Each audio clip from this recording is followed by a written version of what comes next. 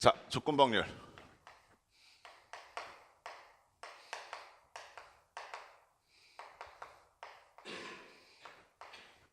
역시 간단하게 이론부터 좀 정리하고 시작을 하도록 합시다. 조건방률은 뭡니까?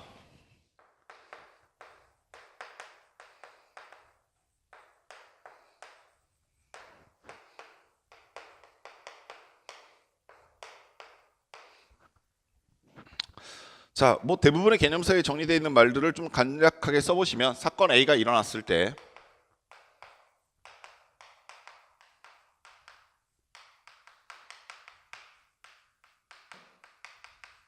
사건 B가 일어날 확률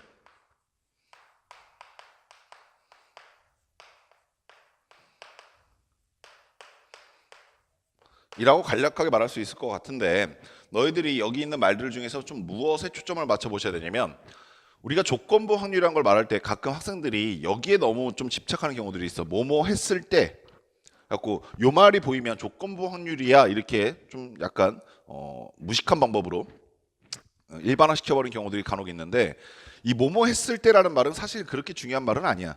그러니까 물론 한 90% 정도의 문제가, 조건부 확률 문제가 뭐뭐 했을 때 이런 말이 있으면 조건부 확률로 넘어가는 건 맞아. 근데 나머지 10% 정도 되는 문제는 선생님이 여사건 설명드렸을 때를 생각해 보시면 아실 건데, 여사건 설명드릴 때 뭐라고 썼냐면, 뭐 그러므로 아니 뭐 이 뭐랄까 그거 뭐였지, 특징 말가 여사건에서 보통 많이 쓰는 적어도, 그래, 그 말에 꽂혀가지고 적어도가 있네 없네 때문에 여사건 생각하지 말라고 그랬었잖아. 그거 마찬가지로 조건부 확률도 뭐뭐 했을 때 이 말에 너무 꽂혀 있지 마시고요. 뭘 반드시 확인해 보셔야 되냐면, 어떠한 일이 일어났는가, 즉 사건 A가 말해져 있는가 라는 것을 반드시 확인하셔야 돼요.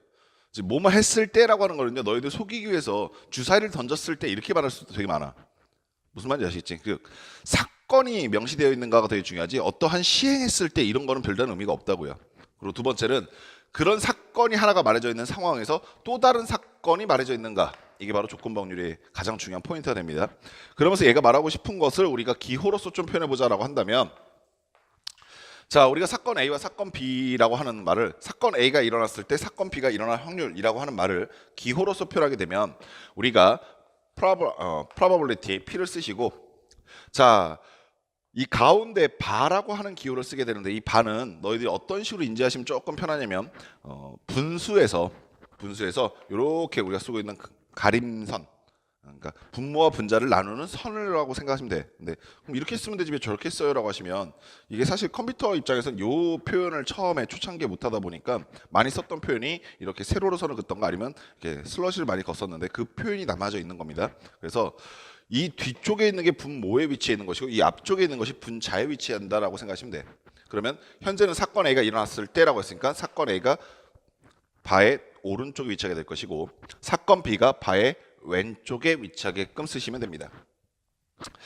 우리가 읽을 땐 뭐라고 읽으시냐면 P B바 A라고 읽고요. 뭐 정식적인 명칭은 뭐 기분 A 이렇게 있는데, 사실 그것까지는 굳이 알거나 할 필요는 없을 것 같고, 그냥 편하게 B바 A라고 많이 읽고, 정의는 어떻게 되어 있습니까? 라고 하시면, 자, 첫 번째는 이래. 내가 사건 A가 일어났을 때라고 했기 때문에 전체 사건이 사건 A로 축약돼 버려. 따라서 분모에 있는 것이 A의 경우의 수가 돼요. 이 상황에서 분자는 A가 일어나면서 동시에 B가 일어나는 경우의 수, 이렇게 바뀌는 거야. 첫 번째 식에서 무엇을 확인할 수 있을 거냐면, 첫 번째 식에서 NA가 분모에 위치하고 있다. 우리가 보통 분모에 위치하고 있는 것은 전체 사건의 경우의 수, 이렇게 얘기하잖아. 근데 여기는 NS가 아니라 NA로 써져 있는 것이 무엇을 의미하냐면, 전체 사건이 A로 축소되었다라는 것을 의미한다. 아시겠지? 그래서 우리가 조건방률에서 가장 첫 번째 볼 건 뭐냐면 전체 사건의 축소야. 오케이? 두 번째는 현재 이 식을 분모 분자를 NS로 나누기 시작하면 NS분의 NA가 될 테니까 PA라고 바꿀 수가 있겠지. A가 일어날 확률. 마찬가지로 분자 역시 NS로 나눠버리시게 되니까 PA 교 B가 된다까지 아시겠어? 그럼 얘는 이런 식으로 해석하는 것이 가능한데 현재 여기 있는 식의 분모는 A가 일어날 확률분의 분자는 A와 B가 동시에 일어날 확률이라고 써지게 되는 것이고 두 번째 뜻은 조건부 확률의 두 번째 뜻은 우리가 여태까지 확률을 계산하는 데 있어서 지금껏 확률을 계산하는 데 있어서 항상 무슨 방법을 이용했었냐면 경우의 수분의 경우의 수라고 하는 방법을 많이 사용했었는데 조건부 확률 같은 경우는 경우의 수분의 경우의 수로 구할 수도 있지만 확률분의 확률로서도 계산이 가능하다는 얘기야. 이해하시겠니? 자, 그런 상태에서 이런 상태에서 세 번째를 쓰기 부족하니까 좀 지우자.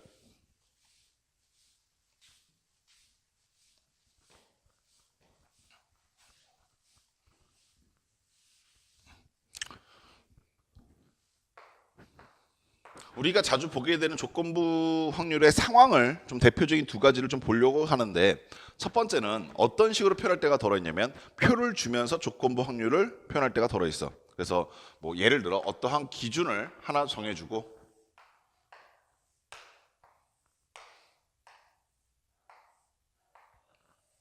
자 이렇게 한번 가봅시다. 내가 첫 번째 어떠한 전체 집합에서 남자와 여자의 기준을 나눴어. 두 번째는 그 안에 있는 학생들 중에서 어떠한 특별한 기준을 하나 더 정하게 된 거야. 즉 남녀의 기준이 아니라 다른 기준을 하나 더 정하겠다는 얘기지. 그럼 예를 들어서 자 남자 여자가 각각 40명하고 50명 있는 뭐 어떤 단체가 있었다라고 해보자고. 이 상황에서 안경을 썼다, 안경을 쓰지 않았다라고 하는 새로운 기준을 하나 더 적용시키려 하는 거야. 그러면 현재 이 부분은 안경을 썼다와 안경을 쓰지 않았다라고 하는 기준으로 나누겠지. 그러면 안경을 쓴 사람은 전체 안경을 쓴 사람 34명이라고 치고 그다음에 안경 안 쓴 사람 56명이라고 했을 때 너희가 첫 번째 인지하셔야 될 건 무엇이냐면 여기 녹색 박스 안에 있는 네 가지 사각형은 각각 고유한 숫자를 갖게 된다 이해하시겠어? 자, 이거부터 한번 해석해 보자. 첫 번째 주황색 박스 안에 있는 것은 무슨 의미를 갖습니까? 라고 보시면 현재 얘는 남자 중에서 안경을 쓴 사람이라는 의미를 갖게 돼. 이해하시겠니? 자, 따라서 내가 저기 있는 인원의 수를 각각 12명 그리고 여기가 12명이 되니까 40명에서 12명 빼면은 28명이 안경을 안 쓴 남자 이렇게 파악이 될 것이고 자 만약에 내가 현재 여기 있는 인원을 22명이라 볼 수 있겠네. 얘네들이 더해서 34명이 되니까 마찬가지로 현재 여기 있는 인원이 28명이라는 얘기는 더해서 56명이 되려고 했을 때 28명이 나오겠다까지 이해하시겠냐. 그리고 선생님이 방금 전에 보여드린 건 주황색 네모 박스 안에 12명이 어떠한 의미를 갖는다 이 말을 들었었는데 사실 얘는 얘만 의미를 갖고 있는 것이 아니라 여기는 얘도 의미를 갖고 있지. 얘는 무슨 의미를 갖고 있습니까? 그러시면 여자들 중에서 안경을 쓰지 않은 사람들 이렇게 해석할 수 있는 거야. 이해하시겠어? 자, 그럼 뭐 이렇게 한번 가봅시다. 내가 지금까지 해왔었던 확률이라고 하는 거에 비춰서 어떠한 확률을 계산해보고 싶은 거냐면 내가 이 전체 90명 학생 중에서 한 명을 택했을 때 자, 선생님이 지금 말한 걸 잠깐 써드릴게. 90명 중에서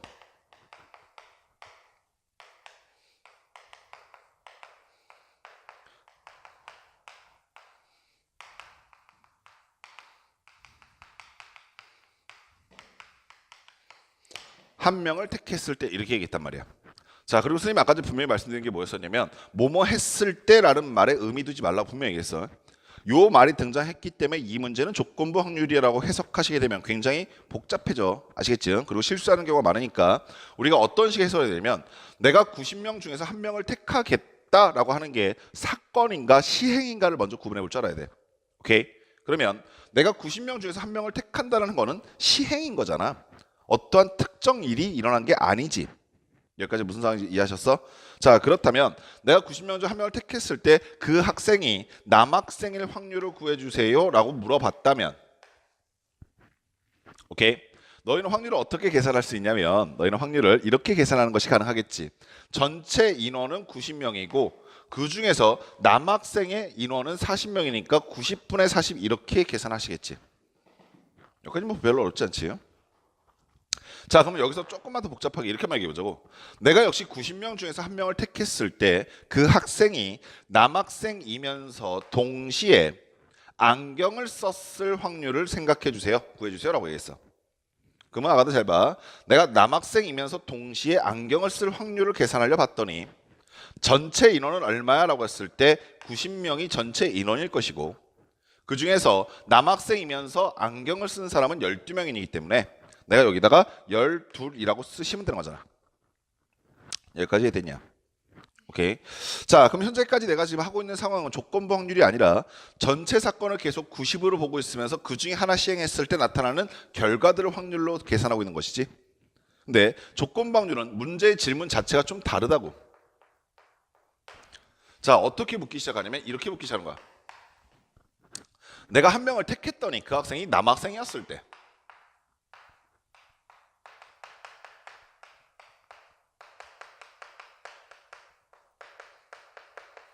그 학생이 안경을 썼을 확률.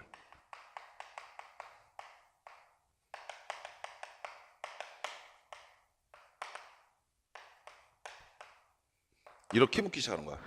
그럼 너희가 먼저 무슨 차이점부터 정확하게 인지하셔야 되냐면 현재 앞에서 물어봤던 것은 90명 중에서 한 명을 택한다는 시행을 하고 있는 거지만 얘 같은 경우는 어떠한 시행을 했을 때 선택된 게 남학생이었을 때라고 말하고 있기 때문에 얘는 사건이 일어난 거야. 이 말이 아시겠어?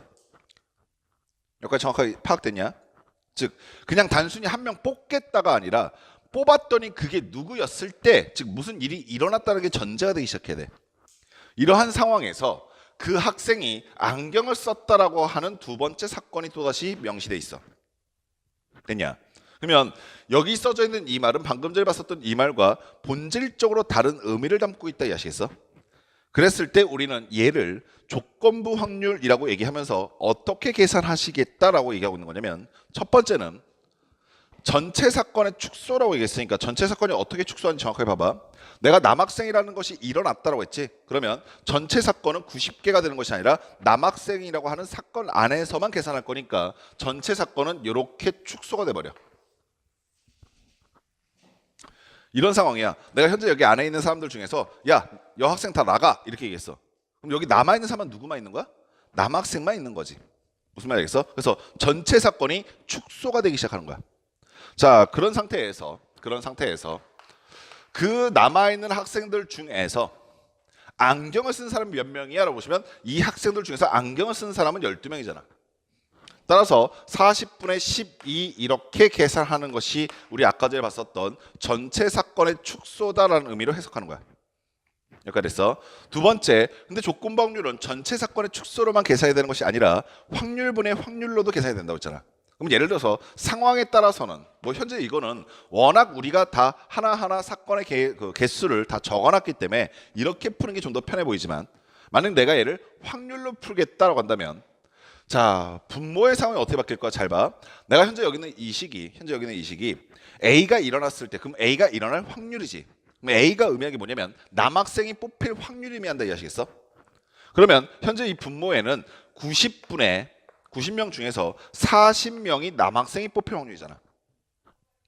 그 상황에서 남학생이자 동시에 안경을 쓴 사람의 확률을 계산하는 거지. 남학생이자 동시에 안경을 쓴 사람 확률은 아까 전에 봤던 것처럼 이렇게 계산된다고 얘기했잖아. 그럼 따라서 분자에 들어갈 값은 90분의 12라고 계산이 되겠다 이 아시겠냐? 역시 정리하고 나시면 당연히 40분의 12로 동일한 값으로 결과는 지어진다. 이해하시겠어? 오케이. 그래서 우리가 어떠한 표가 주어져 있을 때 그 표를 이용하여서 전체 사건이 어떻게 축소하고 있는지 때로는 확률로 주어졌을 때는 확률분의 확률로서 어떻게 계산할 수 있는지 확인하시고 두 번째 조건부 확률의 상황을 반드시 이렇게 표로만 주는 것은 아니야. 그러면 이거와 동일한 상황을 어떻게 표현할 수 있습니까? 라는 것도 좀 같이 연습을 해두시는데 자 이번에 두 번째 목적은 현재 이 3번에 써져 있는 이 표를 다른 수학적 기호로 표현하는 방법에 대해서 얘기를 잠깐 해볼게. 자, 이 표는 정확하게 이런 의미를 갖고 있는데 우리가 예전부터 확률이라고 하는 것은 집합이라고 하는 단원의 심화단원이라고 했잖아. 따라서 현재 표로 주어져 있는 이러한 상황을 집합에서 벤 다이어그램이라는 것을 이용해서 표현하는 것이 가능해. 그러면 너희가 착각하면 안 될 게 하나 있는데 얘들아 현재 얘네들은 집합이 몇 개 필요하겠어? 라고 했을 때 가끔 애들이 착각하는 것 중 하나가 집합이 총 4개 필요해 이렇게 얘기한단 말이야. 왜? 라고 물어보시면 남자 집합이 A, 여자 집합이 B, 그 다음에 안경 쓴 사람이 C, 안경 안 쓴 사람이 D 이렇게 얘기하는데 오케이? 그럼 잘 봐. 만약 남자를 내가 A라고 했을 때 여자를 B라고 놓게 되면 오케이? 이 차이만 정확하게 인지하시면 돼. 여기 있는 사람은 남자들일 거 아니야. 오케이? 그리고 잘 들어. 우리가 보통 집합을 표현할 때 다른 집합을 여기다가 어떻게 배치해 놓냐면 교집합이 있는 것처럼 배치해 놓기 시작하지. 그럼 아가들아 단순히 그림만 그려놓고 끝났다고 생각하지 마시고 각자의 의미를 좀 생각해 보시면 현재 이 자리에 들어있는 사람들은 무슨 의미를 갖게 돼? 남자이자 동시에 여자인 사람들이잖아. 자웅동체. 이해하시겠어? 근데 그런 사람들이 우리가 있다라는 걸 전제로 하고 문제를 풀진 않지. 이해하셨냐? 따라서 여기 있는 사람을 남학생이라고 하는 걸 A라고는 집합이라고 하였을 때 여학생은 또 다른 집합이 되는 것이 아니라 뭐라고 쓰셔야 한다? A의 여집합이라고 쓰셔야 되는 거야. 무슨 말 알겠어? 마찬가지로 안경을 쓴 사람들을 우리가 집합 B라고 하였을 때 안경을 안 쓴 사람들을 우리는 뭐라고 얘기한다? B의 여집합이라고 얘기한다. 요거 조심하셔라. 아시겠니? 자 그러면 현재 저 상황을 집합으로 표현하였을 때 A라고 하는 집합이 있을 것이고 B라고 하는 집합이 역시 교집합을 가지면서 위치하고 있을 것이고 자 전체 집합이 이렇게 위치한다고 생각하시면 자 현재 집합에서도 영역이 몇 가지로 나눠졌습니까를 생각해 보시면 좀 더 쉽게 이해가 될 것인데 집합에서 나눠진 영역의 개수는 자 첫 번째 1번이 있을 것이고 그 다음에 2번이 있을 것이고 여기에 3번이 있을 것이고 마지막에 여기에 4번이 있겠지. 오케이. 결국의 확률에서 가장 마지막은 뭐냐면 수학적으로 보여져 있는 기호나 문구 뭐 수식들을 한글로 바꿔보는 거야. 글로써 표현해보기 시작하는 거라고. 그러면 여기서 1번 영역이 나타나는 게 어디를 의미할 것인가 생각해 보시면 현재 내가 집합 A를 남학생이라고 했기 때문에 남학생인 조건을 갖고 있고 두 번째 집합 B를 안경을 썼다라고 얘기했기 때문에 B에는 들어가지 않고 A에는 포함되어 있다는 뜻은 남학생이면서 안경을 쓰지 않았다라는 의미가 되는 거지. 따라서 현재 1번은 이 표에서 이 자리의 의미와 똑같이 된다 이해하시겠어? 마찬가지 이유로 2번 자리의 의미는 뭐가 됩니까? 라고 하시면 남학생이면서 안경을 쓴 사람의 조합이 되기 때문에 현재 이 표에서는 이곳의 위치가 바로 2번이 되는 거야. 그러면 3번의 의미는 안경을 쓰고 있으면서 남학생이 아닌 사람이기 때문에 여학생 중에 안경 쓴 사람이라는 의미가 될 것이고 현재 이 자리가 3번이 되겠지. 마지막으로 4번은 남학생도 아니면서 안경도 쓰지 않았다라니까 여학생이면서 안경 안 쓴 사람들의 의미를 갖게 된다. 그럼 현재 여기 있는 이 식에서 우리가 아까 전에 했던 행위를 다시 한번 파악해 보시면 자 만약에 내가 이 안에 정확하게 몇 개의 원소가 들어있는지 알게 된다라고 했을 때 전체 집합의 축소는 사건 A가 일어났을 때라고 했으니까 1번과 2번 영역이 전체 집합의 사건이겠어야 되겠지. 그 중에서 내가 아까 전에 원한 게 남학생일 확률이라고 얘기했으니까 이 중에서 남학생에 해당하는 것은 정확하게 1번만 해당한다 이해하시겠냐? 오케이. 따라서 이렇게 생긴 모습을 우리가 확률로서 계산하시게 되면 최종적으로 조건부 확률의 계산식이 되는 거야. 여기까지 아시겠어? 오케이. 상황 파악되셨습니까?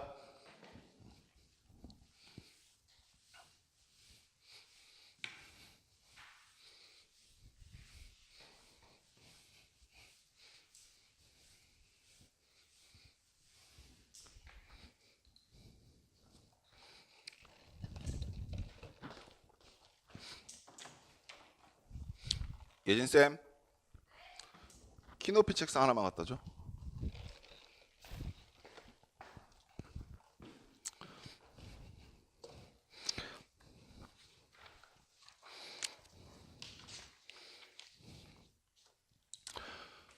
자, 네 번째. 자, 그럼 우리 이번엔 이런 것도 한번 해봅시다. PA라고 하는 확률은 A가 일어날 확률은 어떻게 계산될 수 있습니까? 라는 것을 우리 방금 전에 뭐 표로 봐도 괜찮고 아니면 벤 다이어그램으로 이해하셔도 괜찮은데 현재 얘 같은 경우는 우리 이렇게 한번 생각해봐. A가 이렇게 있었어. 그리고 B가 이렇게 있었단 말이야. 이때 내가 지금 현재 나타내고 싶은 게 누구냐면 A가 일어날 확률이기 때문에 현재 이 동그라미를 나타내고 싶은 거지. 됐어?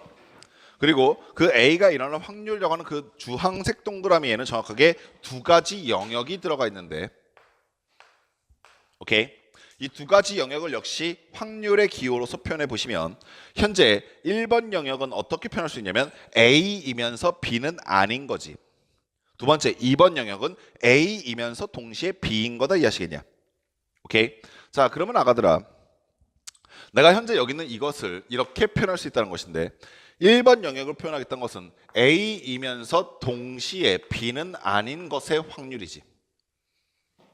이해하셨어? 두 번째, 그러면 2번 영역은 어떻게 표현될 수 있을 거냐면 A이면서 동시에 B인 확률이 되는 거야. 됐어? 오케이. 자, 그러면 우리가 아까 나타냈었던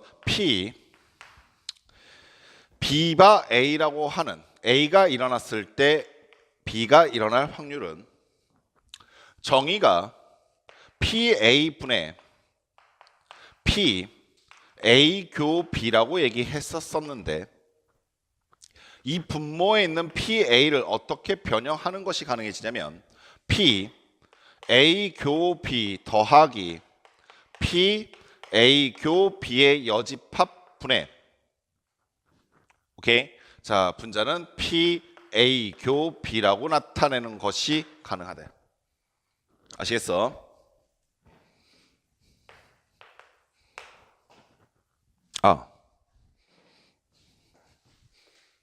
곱셈 정리로 넘어간다. 요거 하나만 더 해보고 가볼까? 확률을 공부하시면서 이런 습관 꼭 들으셔야 되는데 뭐냐면 만약에 내가 어떤 수식을 쓰면 그냥 썼네라고 의미를 두지 마시고 꼭 한번 읽어봐. 어떻게 읽어보냐면 조건부 확률이라는 건 이렇게 정의할 수도 있다고.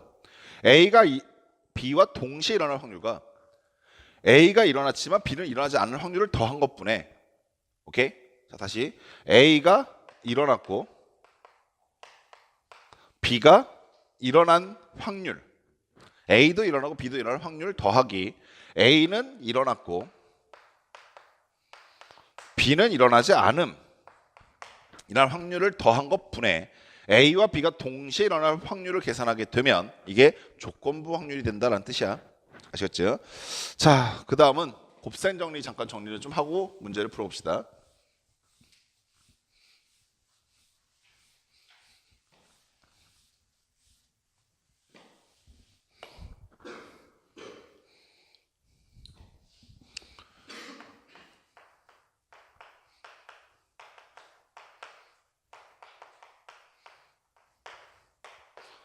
우리 예전에 덧셈 정리 배웠었던 거 기억나시니?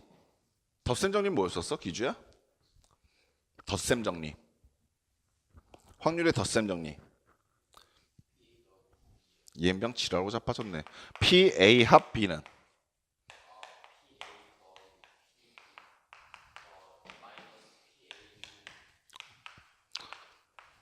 오케이? 근데 애들아, 현재 이 식에서 뭐 집합을 이용하면 되게 당연한 얘기를 하고 있다고 했지만 선생님 이 식에서 어떤 거를 판단할 수 있는 굉장히 중요한 기준식이라 같이 말씀을 드렸을 거냐면 우리가 A와 B가 A 또는 B 둘 중에 하나가 일어날 확률은 A가 일어날 확률에 B가 일어날 확률을 더한 다음 A와 B가 동시에 일어날 확률을 빼면 된다고 해석하는 것도 중요하지만 현재 이 시에서 우리가 무슨 개념을 같이 연관시켜 놓으라고 꼭 말씀드렸었냐면 배반 사건이라고 하는 것에 대해서 우리가 꼭 연관시켜 놓을 수 있었다고 그래서 이유가 뭡니까? 라고 하시면 배반 사건은 두 사건이 뭐가 존재하지 않는다? 교사건이 존재하지 않는다. 그치? 따라서 교사건이 존재하지 않는다는 얘기는 동시에 일어나지 않는다라는 뜻이잖아. 그 말의 뜻이 역시 얘가 뭐가 된다? 0이 된다는 얘기였었고 얘가 0이 되기 때문에 우리가 만약에 A 또는 B가 일어날 확률이 A가 일어날 확률에다가 B가 일어날 확률을 다이렉트로 더해서 보여준다면 두 사건 A와 B는 서로 무슨 사건이다? 배반 사건이 된다라는 것을 판단하는 기준식이 된다고 했단 말이야. 기억나시니? 자, 따라서 배반 사건 다시 한번 또 지금 기준은 가물가물하니까 꼭 점검해 보시고 우린 두 번째 곱셈 사건이라고 또 볼 것인데 곱셈 정리. 이 곱셈 정리 때문에 덧셈 정리 때문에 배반 사건이 판단되었다고 한다면 이런 걸 좀 염두에 보라는 얘기인데 곱셈 정리에 의해서 또다시 판단되는 사건도 있어.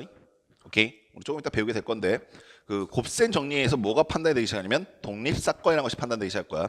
그러면 일단 곱셈 정리는 무엇을 의미합니까? 부터 가실 건데, 자 이렇게 가. 우리가 방금 전에 배웠었던 게 P, A, 바, B는, 자 현재 얘는 B가 일어났을 때 A가 일어날 확률이라는 뜻일 것이고, 따라서 분모가 P, B로 전체 사건이 축소가 되어 있고 분자는 P, A교 B라고 쓰시면 되겠지. 여기까지 됐습니까? 내가 지금 구하고 싶은 건 뭐냐면 얘야, 얘 A교 B. 오케이? A와 B가 동시에 일어날 확률. 자 그러면 아가들아 이렇게도 한번 나타내 볼래? P, B 바 A도 있었어. 그럼 얘는 뭐야? 라고 물어보시면, 자 얘는 A가 일어날 확률 분의 A와 B가 동시에 일어날 확률을 계산하시면 역시 구해질 거 아니야. 다시 한번 말하지만 내가 지금 구하고 싶은 게 뭐야? 라고 하시면 요놈이라고, 요놈. 아시겠어?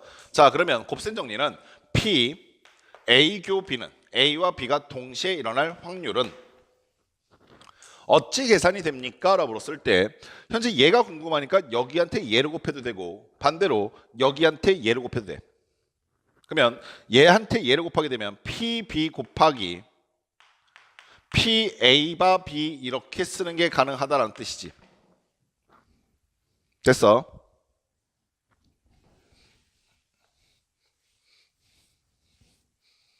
그럼 두 번째 밑에 있는 식도 역시 똑같이 정리해 보시면 이런 것도 가능하다는 얘기야. PA 곱하기 PB 바 A라고 쓰셔도 괜찮다. 이해하시겠냐?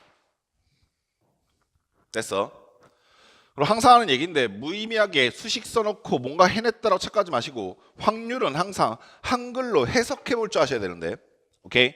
자 그러면 좌변부터 한번 가보자. PA교 B가 의미하는 건 뭡니까? 라고 물어보시면 A와 B가 동시에 일어날 확률이라는 뜻이지. 그러면 우리는 보편적으로 잘 들어, PA교 B를 어떠한 방법으로 많이 구했냐면 전체 사건의 경우의 수 NS를 구하고 난 다음에 A와 B가 동시에 일어날 확률을 계산함으로써 PA교 B를 많이 구했단 말이야. 지금까지 확률 정의는 이랬었다고. 여기까지 파악됐어? 오케이?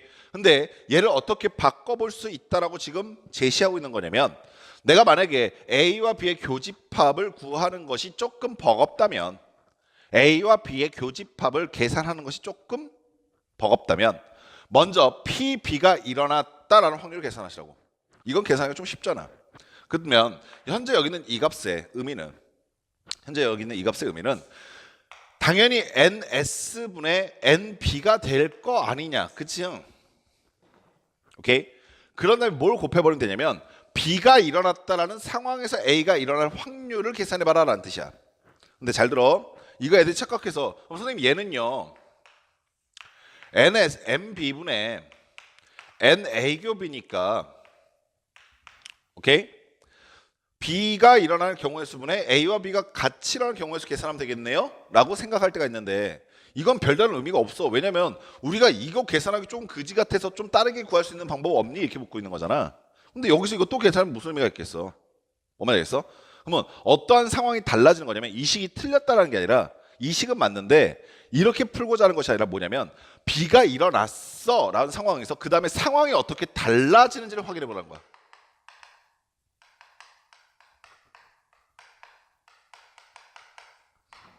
무슨 말입니까? 라고 하시면 우리 이렇게 한번 보자고. 주머니에 흰 공이 3개 있고 검은 공이 2개 있었어. 오케이? 자, 현재 이 상황에서 내가 흰색 공을 뽑을 확률을 흰색 공을 뽑을 사건을 A라고 할게.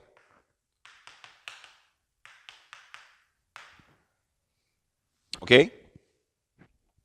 사건 B를 검은 공이 뽑히는 사건이라고 할게. 오케이? 여기까지 되시오. 그러면 아까들 내가 현재 이 상황에서 내가 여기서 공을 순차적으로 2개를 뽑을 건데 첫 번째는 흰 공, 두 번째는 검은 공이 뽑힐 확률 이렇게 구하고 싶어. 오케이? 첫 번째는 흰 공, 두 번째는 검은 공을 뽑을 확률 이렇게 물어보고 싶다고. 그러면 내가 이걸 어떻게 기존에 있는 방법으로 확률을 계산하면 어떻게 계산해야 될까라고 생각해 보시면, 전체 서로당 공 5개가 있으니까 5개 공 중에서 공을 2개 뽑을 건데, 오케이? 첫 번째는 무슨 공? 흰 공. 두 번째는 검은 공을 뽑는 경우를 세보기 시작해야 되겠지. 뭐가 되겠어? 근데 그걸 어떻게 바꿔볼 수 있냐면 내가 첫 번째 흰 공을 뽑는다고 했으니까 여기서 흰 공 하나 뽑을 확률을 먼저 계산해 버리는 거야. 오케이? 그럼 전체 5개 공 중에서 몇 개? 3개잖아. 그럼 이게 바로 PA가 되는 거지. 이해하셨냐? 그리고 난 다음에 두 번째로 뭘 갖다 계산할 거냐면 A가 일어났을 때 나는 상황의 변화가 어떻게 되는지 보라고. A가 뽑혀져 나갔으니까 얘가 없을 거 아니야. 이때 검은 공이 뽑힐 확률은 계산하기가 되게 편해지잖아. 그러면 현재 이 상황에서 A가 일어났을 때 B가 일어날 확률을 계산해보자라고 한다면 나는 그냥 자연스럽게 전체 경우의 공의 개수는 4개고 검은 공은 2개 남아있으니까 이렇게 되겠네지. 이해하시겠어? 계산을 해봤더니 얼마야? 10분의 3이다까지 하시겠냐? 여기까지 됐니? 오케이. 자, 그러면 아가들아 다시 한번 가볼게. 이거를 만약에 우리가 맨 처음에 풀었을 때 계산을 한다면 내가 현재 여기 있는 이 식을 어떻게 계산할 수 있냐면 전체 5개 공이 있었잖아. 오케이? 그 5개 공 중에서 2개를 뽑으려 했던 거야. 순서 고민해가면서. 이해하시겠어? 이때 분자의 의미는 뭐냐면 첫 번째 뽑은 건 흰 공, 두 번째 뽑은 건 검은 공이라고 했지. 그럼 여기서 제일 많이 애들이 실수하는 게 뭐냐면 제일 많이 실수하는 게 첫 번째 뽑은 공은 흰 공, 두 번째는 검은 공. 그럼 흰 공은 뽑는 거 3개 구분 안 되니까 1개, 검은 공 뽑는 것도 1개. 그래서 5P 2분의 1 이따구로 쓰는 게 제일 어이없는 실수고, 두 번째 조금 고민해봤던 실수는 뭐냐면 이런 실수야. 아, 흰 공 하나 뽑아 그럼 3실, 검은 공 하나 뽑아 2실. 근데 걔네들 순서 나열에 2팩, 뭐 이지랄 떨기 시작하는 거야. 뭐 말인지 알겠어? 당연히 여기서 2팩 곱할 이유가 전혀 없는데 가끔 그냥 분자 전체 케이스는 되게 편안하게 생각해버리고 난 다음에 분모는 전체 케이스는 되게 편안하게 생각하고 난 다음에 분자에 있는 케이스를 가지고 자기가 하지 않아도 된 연산을 막 한다던가 혹은 계산해야 될 거를 고민하지 않는다던가 상황을 나타냈을 때 우리는 이렇게 계산하는 것이 나쁘지는 않으나 만약 이게 좀 힘들면 2개의 사건으로 끊어서 뭐뭐가 일어난다. 제일 작은 케이스 먼저 계산하시고 그게 일어났을 때 상황이 어떻게 바뀌는가를 계산해서 곱해주게 되면 이게 바로 조건부 확률의 계산하는 방법에 의해서 곱셈 정리가 성립한다라는 것을 말하게 되는 거야. 아시겠어? 오케이. 문제 해석하실 때 이런 것들을 조금 염두하셔서 문제에 적용시켜 볼 수 있도록 하시고, 예. 아까 잔소리하고 다이렉트로 그냥 쭉 와버렸더니 애들이 이제 슬슬 몸을 베베베베 꼬기 시작하는 거 보니까 안 쉬면 죽이겠다는 얘기겠지. 네, 잠깐 쉬었다가 문제풀이 시작하도록 합시다.